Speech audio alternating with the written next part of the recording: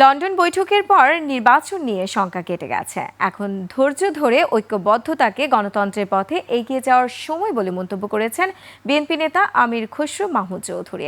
Brazil রাষ্ট্রদূতের সাথে বৈঠক শেষে তিনি বলেন, দেশটি কৃষি, প্রাণী সম্পদ ও খেলাধুলায় বাংলাদেশের নির্বাচিত সরকারের সাথে কাজ করতে আগ্রহী।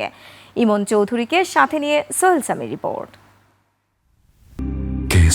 শেকড় থেকে শিখরে। চেয়ারপারসনের গুলশান কার্যালয়ে বিএনপির প্রতিনিধি দলের সাথে বৈঠক করেন ঢাকায় নিযুক্ত ব্রাজিলের রাষ্ট্রদূত পাওলো ফার্নান্দো ডায়াস ফেরেস। বৈঠকের পর আমির খসরু মাহমুদ চৌধুরী বলেন, নির্বাচন নিয়ে শঙ্কা কেটে গেছে, এখন ধৈর্য ধরে ঐক্যবদ্ধভাবে গণতন্ত্রের পথে এগিয়ে যাওয়ার সময়। লন্ডনে যে বৈঠক হয়েছে, এটা আমার মনে হয় জাতির জন্য একটা বড় ধরনের একটা ইতিবাচক ঘটনা ঘটেছে। আমরা ওইটাকে সেইভাবেই দেখি।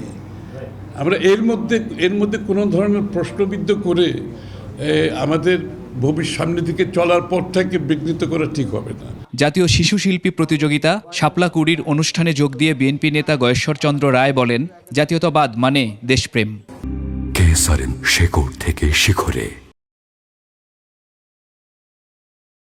যার দেশপ্রেম নাই, যে সুবিধাবাদী, সে জাতীয়তাবাদী থাকে না। অর্থাৎ আমার জাতির উপর আঘাত আসলে, আমার জাতির সংস্কৃতির উপর আঘাত আসলে আমি যদি প্রোটেক্ট না করতে পারি, আর যদি প্রতিবাদ না করতে পারি, তাহলে আমি জাতীয়তাবাদী না, আমি সুবিধাবাদী। এদিকে ৩১ দফা নিয়ে রাজধানীর বিভিন্ন এলাকায় প্রচার চালিয়েছে বিএনপি অঙ্গ ও সহযোগী সংগঠনের নেতাকর্মীরা। ঝড় বৃষ্টি উপেক্ষা করেও আমার নেতার নির্দেশ বাস্তবায়ন করার জন্য আমরা ৩১ দফার ফর্মগুলো প্রতিটা ঘরে ঘরে আমরা পৌঁছে দিতে চাই। সোহেল সামি, ২১ টেলিভিশন, ঢাকা।